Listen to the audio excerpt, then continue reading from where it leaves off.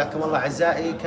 كما تعودنا يعني في مجالس الملا باسم الكربلائي هناك برعم جميل بأداء حركات بالانيميشن نشتغل عندنا بالتصوير عادة بالرد المستهلات، يؤدي تصوير حلو وأداء جميل. هو اليوم بمحضره اليوم شرفنا. قرأت لبعض الأبيات الإمام رضا عليه السلام عند الإمام السلطان وقال بدك تكتبهن إلي. مو شنو اسمك كان؟ حسين. خلينا نقرأ أنا وياك.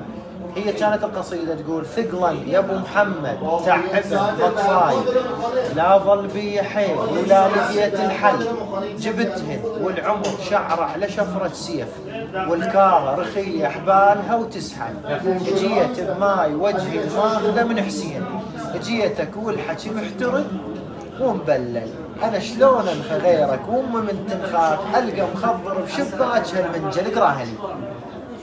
ثقلا يا ابو محمد تعبا مطفاي، لا ظل بي حال ولا لقيت الحل، جبتهن والعمر شعره على شفرة سيف، والكارة رخي حبالها وتسحل، اجيت بماي وجه الماخذة من حسين، اجيتك والحكي محترق ومبلل، انا شلون انخى غيرك وام من تنخاك، القى مخضر بشباكها المنجل. يا فدوى الرحمة، احسنت يا حسين.